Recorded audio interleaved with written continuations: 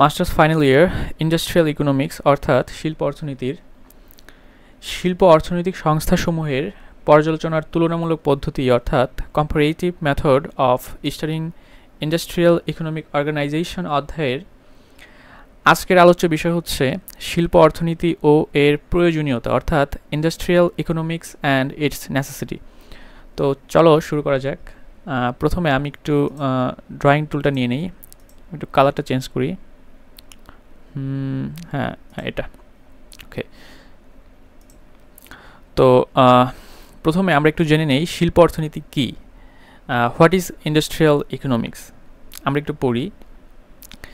শিল্প অর্থনীতি অর্থনীতির সেই শাখা যা, আমি একটু হাইলাইট করি, প্লান্ট, ফার্ম, আচ্ছা আমি অনেকটা কালার নিই, আচ্ছা হ্যাঁ আচ্ছা আমি আবার পড়ি।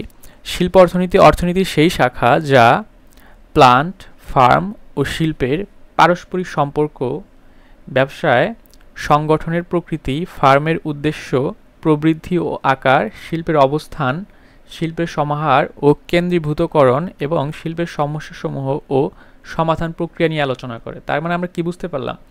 শিল্প অর্থনীতি হচ্ছে অর্থনীতির এমন একটি শাখা যা কিনা প্লান্ট, ফার্ম ও শিল্পের পারস্পরিক সম্পর্ক, ব্যবসায় সংগঠনের প্রকৃতি, ফার্মের উদ্দেশ্য, প্রবৃদ্ধি ও আকার, শিল্পের অবস্থান, শিল্পের সমাহার ও কেন্দ্রীভূতকরণ এবং শিল্পের সমস্যাসমূহ ও সমাধান প্রক্রিয়া নিয়ে আলোচনা করে। তার মানে যেমন ব্যবসায় সংগঠনের প্রকৃতি, তার মানে ব্যবসায় সংগঠনটা কি একক মালিকানা নাকি না যৌথ মালিকানা, আবার বিভিন্ন ধরনের ব্যবসায় সংগঠন যেমন private limited company, public limited company, এই যে ব্যবসায় সংগঠনের যে প্রকৃতিগুলো এগুলো নিয়ে শিল্প অর্থনীতি আলোচনা করে। তারপর হচ্ছে যে যেমন ফার্মের উদ্দেশ্য, হ্যাঁ, তো ফার্মের উদ্দেশ্য যেমন থাকে বিক্রয় সর্বোচ্চকরণ, মুনাফা সর্বোচ্চকরণ ইত্যাদি ইত্যাদি। তো এই যে ফার্মের উদ্দেশ্যগুলো এগুলো নিয়ে আলোচনা করে শিল্প অর্থনীতি। তারপর হচ্ছে যে প্রবৃদ্ধি ও আকার অর্থাৎ ফার্মের প্রবৃদ্ধি ও ফার্মের যে সাইজ, বিভিন্ন ধরনের ক্ষুদ্র আকার, মাঝারি আকার, বৃহৎ আকার, এগুলো নিয়ে আলোচনা করে। তারপর হচ্ছে যে শিল্পের অবস্থান অর্থাৎ শিল্পের অবস্থানটা কোথায় হবে, যেমন হচ্ছে যেন তেন জায়গায় যদি শিল্পের অবস্থান হয় তাহলে তো খরচটা সর্বনিম্ন করতে পারবে না, খরচটা বেড়ে যেতে পারে। তারপর হচ্ছে কাঁচামালের যোগানের নিশ্চয়তা থেকে বঞ্চিত হতে পারে। তারপর হচ্ছে যে সেখানে দক্ষ জনবল নাও থাকতে পারে। তো শিল্পের অবস্থানটা এক্ষেত্রে খুবই গুরুত্বপূর্ণ।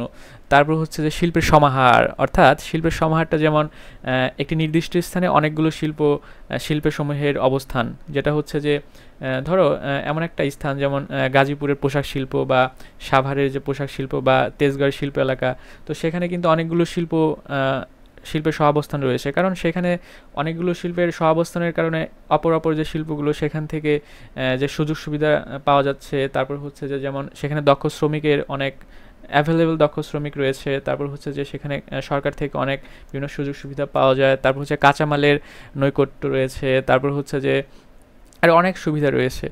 তারপর হচ্ছে বাজারজাতকরণের সুবিধা রয়েছে। তো ইত্যাদি ইত্যাদি সুবিধা রয়েছে এই শিল্পের সমাহারে। তো এর জন্য শিল্প অর্থনীতি এতটা গুরুত্বপূর্ণ যে শিল্পের সমাহারটা নিয়ে জানা যায় ও কেন্দ্রীভূতকরণ। এই যে যেমন আমি যদি মার্কেট কনসেন্ট্রেশনের কথা বলি, যেমন হচ্ছে যে ধরো যেমন ফোন কোম্পানি, হ্যাঁ, ফোনের বাজার নিয়ে যদি আমি একটা উদাহরণ দিই, যেমন অ্যাপল, শাওমি এবং হচ্ছে যে স্যামসাং, হ্যাঁ, স্যামসাং, অ্যাপল, শাওমি, ধরো এই তিনটি বড় বড় যে ফোন কোম্পানিগুলো রয়েছে, তো এগুলোই যেমন 80% নিয়ন্ত্রণ করে ফোনের বাজার, 80 বা 90%। তাহলে এটাই হবে হচ্ছে যে কেন্দ্রীভূতকরণ বা মার্কেট কনসেন্ট্রেশন। আবার দেখো শিল্পের সমস্যাসমূহ, যেমন হচ্ছে যে একটি শিল্পের অনেক সমস্যা থাকে, যেমন বাজারজাতকরণ সমস্যা, তারপর হচ্ছে যে অদক্ষতা, তো ইত্যাদি ইত্যাদি সমস্যাসমূহ রয়েছে ও সমাধান প্রক্রিয়াগুলো নিয়ে আলোচনা করে এবং এগুলোর কীভাবে সমাধান করা যায়, এই যে মূল্য নির্ধারণ কীভাবে করা যায়, তো ইত্যাদি ইত্যাদি প্রবলেমগুলো সলভ করে শিল্প অর্থনীতি।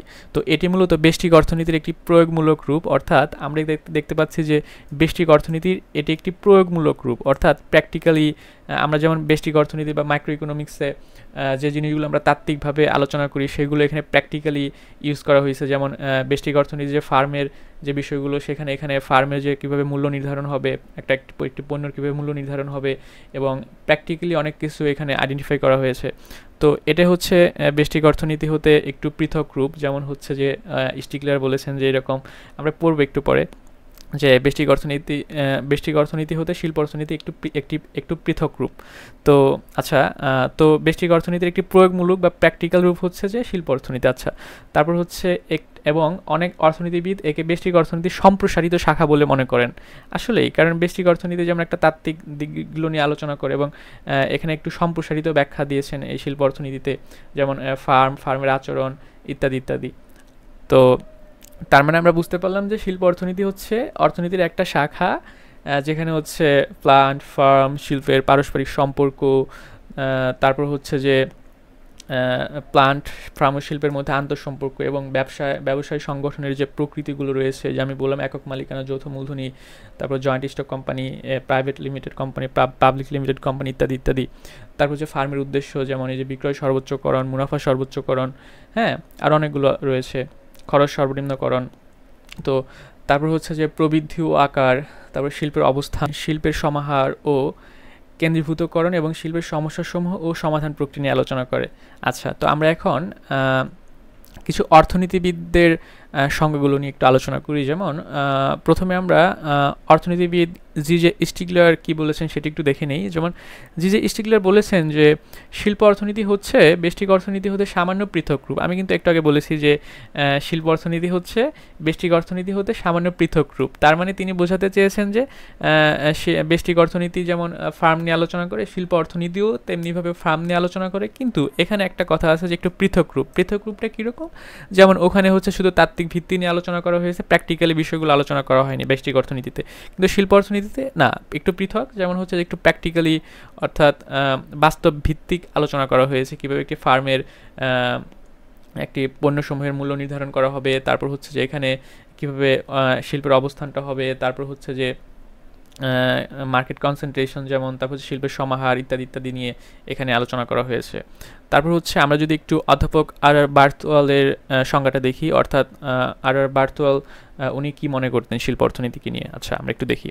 তো ওনার ভিত্তিতে অর্থনীতির যে অংশে বিভিন্ন ধরনের ফার্ম ও শিল্পের কার্যক্রম এবং এদের সমস্যা ও সমাধান নিয়ে আলোচনা করে তাকে শিল্প অর্থনীতি বলা হয়। তার মানে তিনি এখানে বোঝাতে চেয়েছেন যে অর্থনীতির যে অংশে, অর্থাৎ শিল্প অর্থনীতিতে হচ্ছে বিভিন্ন ধরনের ফার্ম ও শিল্পের কার্যক্রম এবং এদের সমস্যা ও সমাধান নিয়ে আলোচনা করা হয়।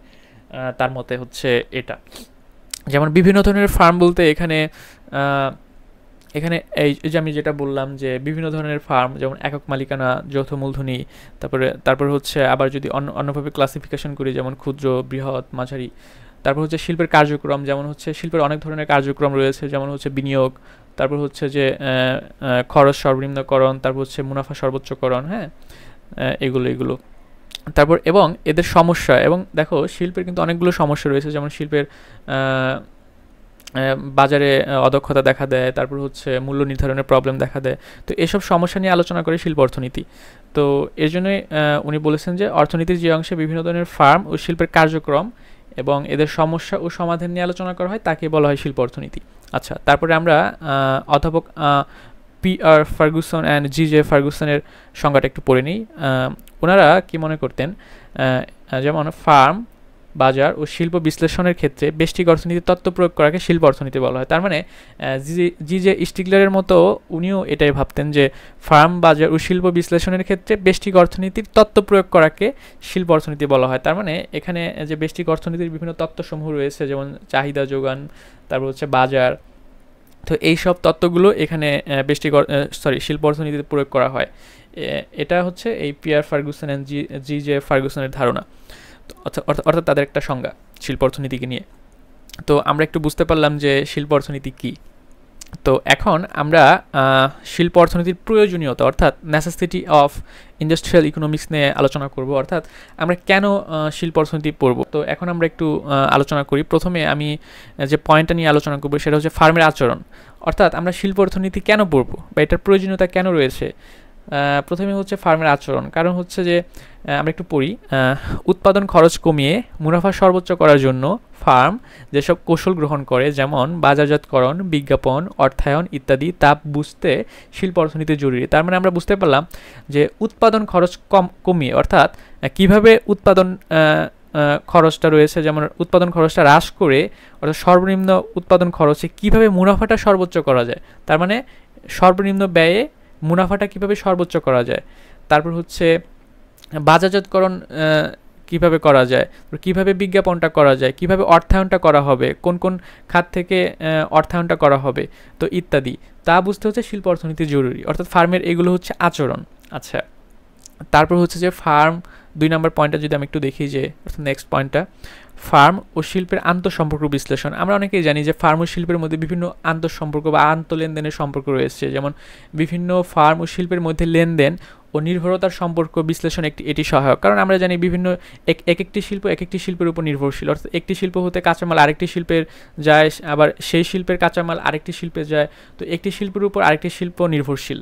তো এই যে আন্তঃসম্পর্কগুলো রয়েছে সেগুলো আলোচনা করে শিল্প অর্থনীতি। তার মানে আমরা বুঝতে পারলাম যে ফার্ম শিল্পের যে একটা আন্তঃসম্পর্ক রয়েছে সেটি বিশ্লেষণ করার জন্য বা সেটি বোঝার জন্য আমাদের শিল্প অর্থনীতি পাঠের প্রয়োজনীয়তা রয়েছে। তো আমরা তারপরে নেক্সট পয়েন্টটা যদি আমরা একটু দেখি, যে শিল্পের কাঠামো, অর্থাৎ স্ট্রাকচারটা যদি আমরা একটু দেখি, যে শিল্পের কাঠামোগুলো কীরকম, যেমন ক্ষুদ্র আকারের ফার্মগুলো শিল্প রয়েছে, তারপরে মাঝারি আকারের শিল্প রয়েছে, তারপরে বৃহৎ আকারের শিল্পগুলো রয়েছে, কুটির শিল্প রয়েছে, ম্যানুফ্যাকচারিং শিল্পসমূহ রয়েছে।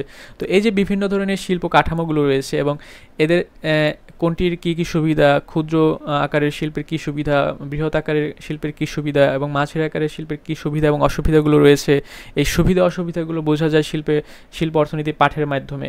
তার মানে এটি খুবই গুরুত্বপূর্ণ একটা জিনিস, যে কেন আমরা শিল্প অর্থনীতি পড়ব। এই যে শিল্পের কাঠামোগুলো রয়েছে এগুলো বোঝার জন্য আমরা, বা এগুলো বিশ্লেষণ করার জন্য আমরা শিল্প অর্থনীতি পড়ব।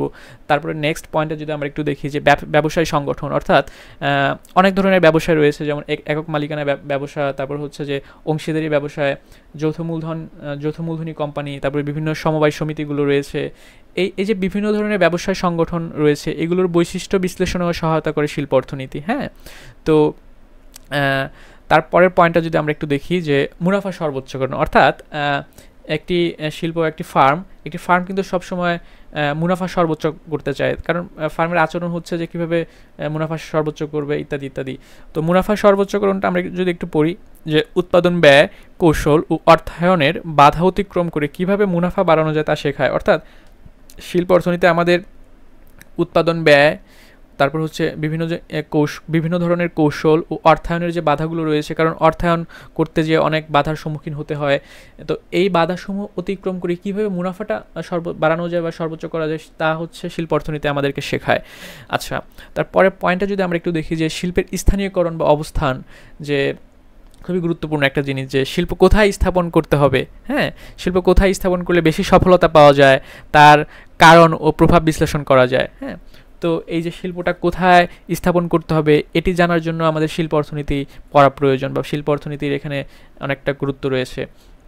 তারপরে আমরা যদি একটু দেখি, যে পরের পয়েন্টটা, যে ফার্মের কাম্য আকার নির্ধারণ, অর্থাৎ ফার্মের কাম্য আকার কি, যে গড় খরচ, আমরা একটু পড়ি, যে গড় খরচ সর্বনিম্ন রেখে উৎপাদনের জন্য উপযুক্ত ফার্ম সাইজ নির্ধারণে সহায়ক। তো গড় খরচ সর্বনিম্ন রেখে কীভাবে উৎপাদনের জন্য উপযুক্ত ফার্ম সাইজ নির্ধারণে সহায়ক, সেটিও এই আমরা শিল্প অর্থনীতি বিশ্লেষণ করে শিল্প অর্থনীতি পাঠের মাধ্যমে বুঝতে পারি।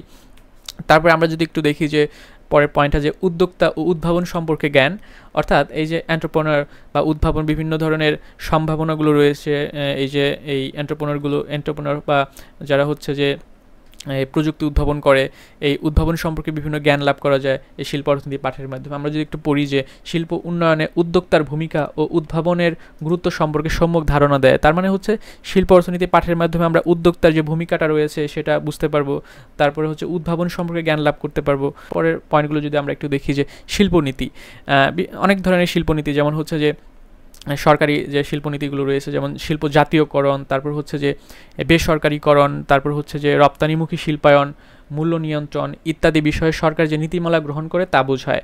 তার মানে সরকারি যে শিল্পনীতিগুলো রয়েছে সেগুলো বোঝার জন্য আমাদের শিল্প অর্থনীতি পাঠের প্রয়োজন রয়েছে। তারপরে আমরা যদি একটু দেখি শিল্প শ্রমিকের মজুরি নির্ধারণ, এটা খুবই গুরুত্বপূর্ণ একটা জিনিস যে শিল্প শ্রমিকের মজুরিটা কীভাবে নির্ধারণ করা হবে, যে ন্যূনতম মজুরিটা কত হবে, মজুরি কাঠামোটা কীরকম হবে, এ সংশ্লিষ্ট আইন সম্পর্কে স্পষ্ট ধারণা দেয় শিল্প অর্থনীতি। তারপরে আমরা যদি একটু দেখি যে পরের পয়েন্টটা যে উপাদান উৎপাদন সম্পর্ক নির্ণয়, এই যে এটা খুবই গুরুত্বপূর্ণ একটা জিনিস যে দক্ষ উৎপাদনের জন্য উপযুক্ত উপাদান ব্যবহারের কৌশল নির্ধারণে সহায়তা করে। অর্থাৎ এই যে উপাদান উৎপাদন সম্পর্ক নির্ণয় কিন্তু আমাদের শিল্প অর্থনীতির খুবই গুরুত্বপূর্ণ একটা জিনিস। তো এই উপাদান উৎপাদন সম্পর্ক নির্ণয়টা আমরা এই শিল্প অর্থনীতি পাঠের মাধ্যমে বিস্তারিত বুঝতে পারবো। তো এই জন্য আমাদের শিল্প অর্থনীতি পাঠের প্রয়োজনীয়তা রয়েছে। পরের পয়েন্টে আমরা একটু দেখি যে বাজার কাঠামো বিশ্লেষণ, অর্থাৎ একটি অর্থনীতিতে বিভিন্ন ধরনের বাজার কাঠামো রয়েছে, যেমন পূর্ণ প্রতিযোগিতা, মনোপলি, ডিওপলি ইত্যাদি। তো এইসব বাজার কাঠামো বিশ্লেষণের জন্য আমাদের শিল্প অর্থনীতি পাঠের প্রয়োজনীয়তা রয়েছে।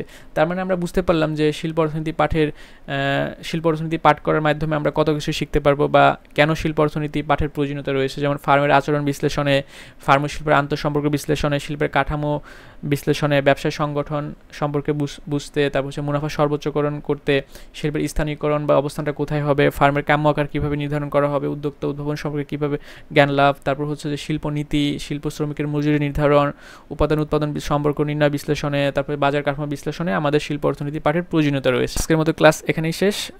সবাইকে থ্যাংক ইউ।